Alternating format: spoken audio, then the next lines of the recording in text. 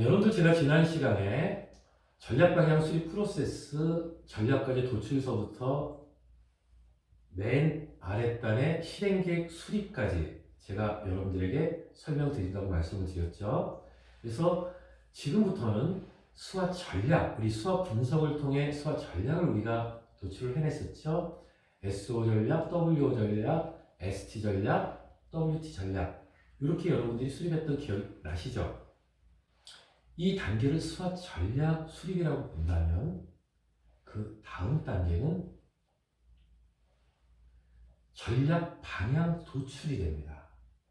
다시 수화 전략에서 큰 표로 여러분들 보시면 알겠지만 어떤 큰 테마를 이렇게 정해서 설명을 하고 있어요. 사업 강화 전략, 사업 보강 전략, 그리고 경쟁 대응 전략, 그리고 내부 혁신 전략, 이렇게 네 가지로 구분을 해서 수학 전략 방향을 제시를 합니다. 이런 큰 틀에서 수학 전략이 만들어졌다면 그 다음 단계는 SO 전략을 수학 부분별 전략해갖고 좀 더 세분화시킬 수가 있겠죠. 물론 앞에 있는 SO 전략 내용이 그대로 들어와도 무관합니다. 대체적으로 구분을 사용을 하는데 뭐 그냥 네다섯 가지 정도 말씀을 드렸죠. 각각의 4개 정도씩만 서술을 하면 되고 이 서술된 부분을 전략 방향을 추론하는 데 있어서 여러분들이 유심히 살펴보실 필요가 있습니다.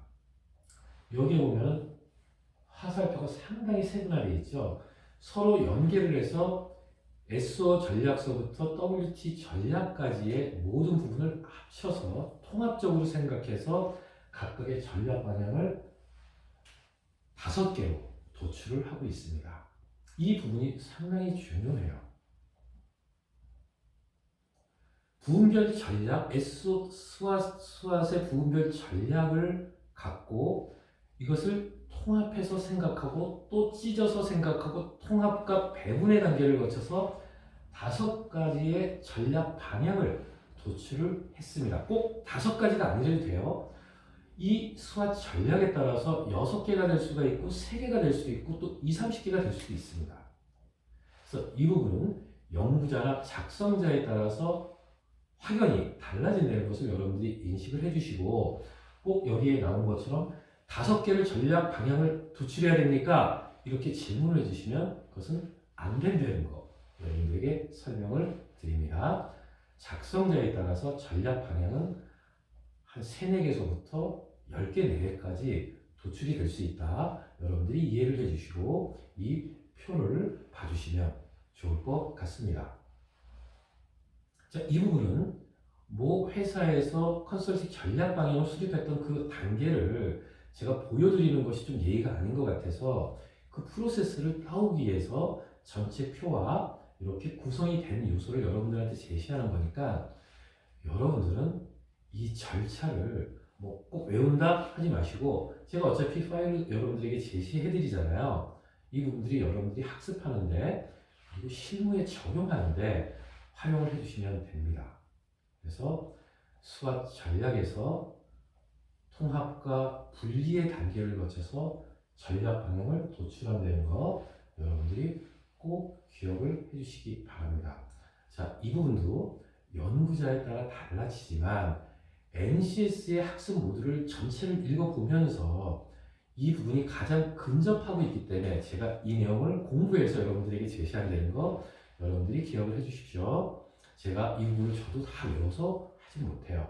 어느 정도 머릿속에 개념은 잡고 있지만 저도 전략을 도출할 때는 좀 더 체계적으로 하기 위해서 책도 보고 그 다음에 교과서도 보고 NCS 학습 모듈도 참고를 합니다.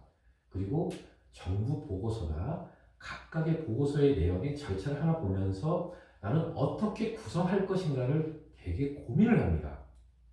그런데 제가 가장 자주 많이 인용하는 부분이니까 여러분들이 참고를 해주셔도 실무에 아주 유용하게 쓰일 것이라고 저는 생각이 됩니다. 여러분들 꼭 참고하시고 버리지 마시고 파일로 꼭 간직을 해주시기 바랍니다. 부탁을 드릴게요. 여러분들의 선택입니다. 이 역시. 자, 그리고 아까 5가지를 했는데 또 5가지 핵심 전략 방향을 묶어서 이것을 세부적인 전략 과제를 또 만들어냅니다. 통폐합의 과정이 계속 이루어지죠. 전략 방향 수립, 전략 방향에 따라서 몇 개의 전략 과제를 도출을 합니다. 상당히 체계적이죠.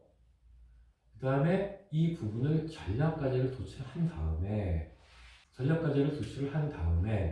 이렇게 전략적 중요도와 그리고 수행 용이도로 평가를 합니다. 이것을 하는 목적은 뭐죠? 우선 순위를 판단하기 위함이죠. 여러분들 이해가 되시나요? 다시 한번 앞 화면으로 돌아가겠습니다. 수학 전략을 만들어냅니다. 수학 분석 다음에 수학 전략을 했고, 그 다음에 수학 전략에 따라서 전략 방향 5개, 그 다음에 임의의 숫자의 개수를 도출을 합니다.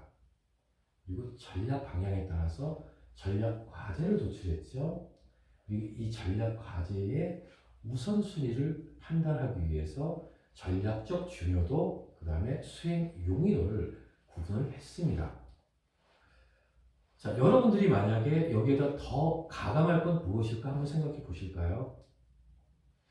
5가지의 전략 방향, 그 다음에 14개의 전략 과제, 그리고 전략적 중요도, 그 다음에 용이도 이렇게 표시했는데, 제가 만약에 이 부분을 한다고 그러면은 그 다음에 어떤 부분이냐면 이해 관계자들의 관심 방향을 여기다 서술을 하실 수가 있습니다.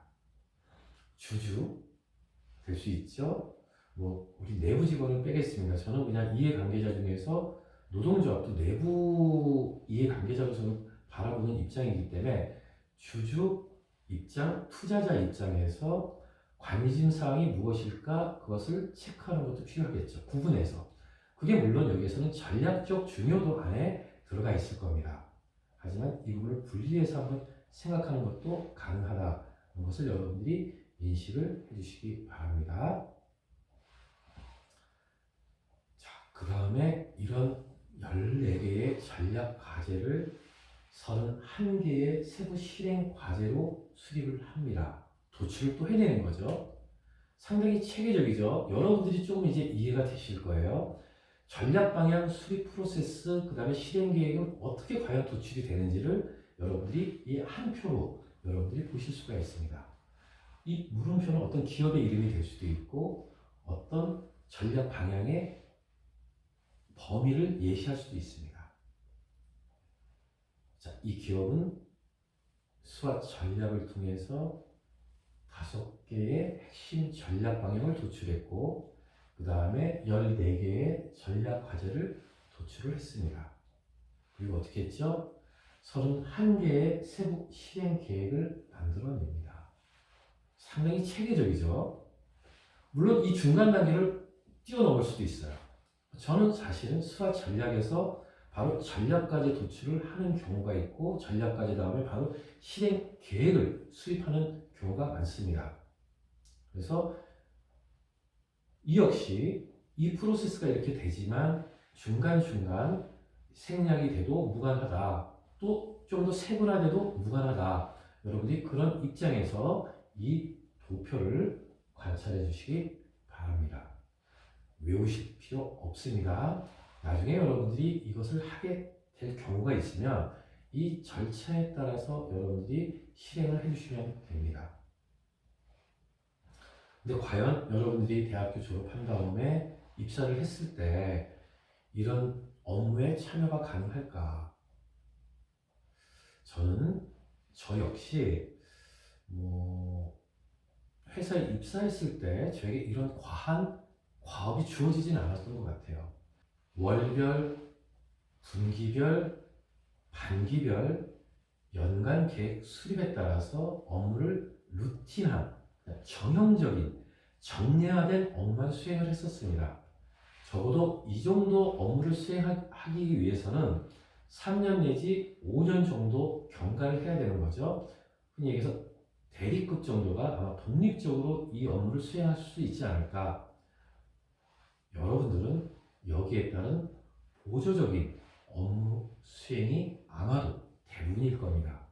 그래서 크게 부담 갖지 마시고 여러분들이 프로세스를 이해하시는 측면에서 이 부분을 관찰해 주시면 된다는 거, 그렇게 큰 부담을 안 가지셔도 된다는 거 꼭 기억을 부탁드립니다. 나중에 여러분들이 책을 보고 복원해 주시면 되는 거예요. 외우실 필요가 없다. 아시겠죠? 그러니까 도망가지 마세요. 수업에 적극적으로 참여해 주세요. 부탁드립니다. 자, 여기에 따라서 아까 제가 한국장학재단 내용을 보여드렸는데 이 내용과 같이 이런 실행계획, 전략과제별로 실행계획을 수립하면 되는 겁니다. 이해되시나요? 아마 여러분들이 이 내용을 가장 많이 하지 않을까. 화살표 쭉 있죠? 연간 쭉 돼 있는데 여러분들이 연간 다 연계해서 생각하는 게 아니고 만약에 2020년도에 해야 될 업무 그 부분을 아마 여러분들은 수행하실 거예요. 그런 측면에서 앞쪽서부터 여러분들이 수학 전략, 그 다음에 전략 방향 도출, 개수는 5개에 국한하지 않는다. 그리고 여기에 따른 전략 과제를 14개 도출했는데 이 역시 14개에 국한하지 않고 가감이 될 수 있다. 이 부분 여러분들이 이해를 해주셔야 되고요.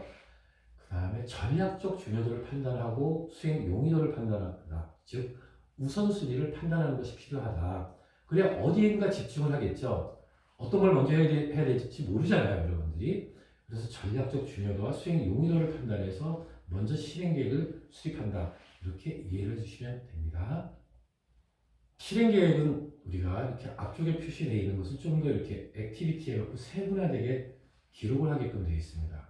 앞쪽에 있는 내용은 좀 추상적이죠. 2개만 적었는데 이 2개에 대한 내용을 좀 더 구체적으로 적을 수 있게끔 이렇게 칸을 마련해 놓는 것도 필요하죠. 그럼 일목요연하게 전략 방향과 실행 계획, 피드백을 여러분들이 확인하실 수가 있습니다. 여러분 힘드신가요? 어려운가요? 저도 이거 책 안 보면 못해요. 솔직히 말씀드려서 제가 갖고 있는 방법은 있는데 책에 나와 있는 내용대로 제가 꿰차고 있지 못합니다.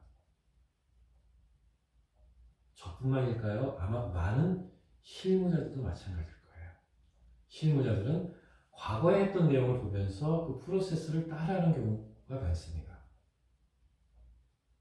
여러분들이 수학 전략 수립서부터 실행 계획을 작성하고 액티비티까지 세분화하는 이 단계를 머릿속에 그냥 흐름만 좀 기억을 하시고 책으로, 눈으로, 그 다음에 서류로 절차를 확인하시면 충분하다 하는 것을 제가 강조드립니다. 자, 이 부분은 또 지식재산권 관련해서 확산하기 위해서 한 논문에서 제가 발췌한 내용인데 약간의 환경 분석도 들어가 있지만 접근 방법이 또 다르죠. 이렇게 접근도 해요. 개선 방향을 먼저 딱 제시를 하고 또 개선 방향 다음에는 현재 그 다음에 앞으로 어떻게 할 것인가 이렇게 2가지로 구분하고 중간에 정책 방향성을 이렇게 놓고 설명을 하고 있지 않습니까? 제가 왜 앞에 있는 내용과 이 내용을 같이 보여드릴까요? 이 내용에서는 이런 방법대로 실행 과제를 도출했는데 또 다른 방법은 뭐 개선 방향을 먼저 도출한 다음에 개선 방향에 따라서 하나하나 실행 계획을 만들 수도 있는 거예요. 현재 as is. 이거 많이 써요. to be, 향후.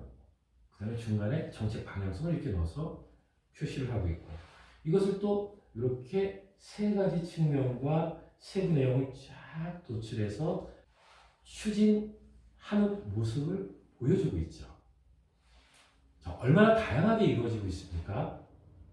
자, 여러분들이 어느 정도 입사를 한 다음에 업무 스킬이 쌓이다 보면 여러분들의 방향 설정하는 방법이 딱 잡힙니다. 그게 1, 2년 동안 안 돼요. 한 3년 내지 5년을 근무하시게 되면 이 부분이 여러분들에게 스스로 자연스럽게 치하된다는 거 인지하시고 근무하면서 내 자신을 좀 더 발전시키겠다 하는 측면에서 여러분들은 기업을 바라봐 주시면 좋습니다. 기업에 들어가서 배우는 게 정말 많습니다. 여러분들이 그런 측면에서 기업에서 근로를 제공하는 것은 의미가 있다. 나를 발전시킬 수 있는 토대가 된다 하는 것을 여러분들이 스스로 위안을 가지시면서 회사에서 조금 아픔 이런 것도 인내내시는 그런 모습을 갖추어 주시기 바랍니다. 꼭 부탁드리고요. 저도 30여 년간 직장 생활하면서 배운 것이 정말 많습니다. 그 안에는 왜 아픔이 없었겠습니까? 흔히 얘기해서 사표를 얼마나 자주 썼겠습니까? 그런데 지나온 세월을 보면 그 순간을 인내하고 제가 이 자리에서 어떤 여러분들에게 제 경험을 이렇게 공유할 수 있는 기회를 만들었다고 생각합니다. 여러분들한테도 그런 기회는 반드시 온다. 꼭 기억을 해주세요. 자, 정리를 하겠습니다. 전략 방향은 정형화되어 있지 않으며 전략 수립 목적에 따라 접근 방법이 변화된다. 제가 잠시 전에도 설명드렸죠. 연구자나 작성자에 따라서 계속적으로 변화된다는 거 여러분들이 이 부분을 이해하시고 좀 넓은 마음에서 폭넓게 이해를 해주셨으면 합니다. 중장기 발전 전략은 전체를 포괄할 수 있으나 추진 프로세스는 중점 목표에 따라 가중치가 변화된다. 아까 제가 말씀드렸죠. 중장기 발전 전략 수립하는 데 있어서 경영 계획 목표가 될 수도 있지만 사업 계획이 될 수도 있고 신규 아이템 도출이 될 수 있다고 말씀드리지 않았습니까? 이것을 포괄할 수도 있다고 또 말씀을 드렸어요. 포괄되는데 분명히 똑같은 가중치에 의해서 진행되지는 않는다는 거예요. 어떤 부분은 분명한 중점 사항이 있고 나머지는 보조적으로 분석되고 전략이 수립되는 경우가 많이 있습니다. 그래서 항상 가중치가 변하고 가중치에 따라서 그 업무 경험이 있는 사람들이 참석해서 실무에서는 많이 일을 하고 있다는 거 여러분들이 인식을 해주시면 됩니다. 자, 마치 수업이 끝난 것처럼 썸머리를 제시하고 있는데 이번 주에 1시간이 더 남아있죠. 그 부분의 수업을 통해 한 주를 마감하도록 하겠습니다. 다음 시간에 뵙도록 하겠습니다. 감사합니다.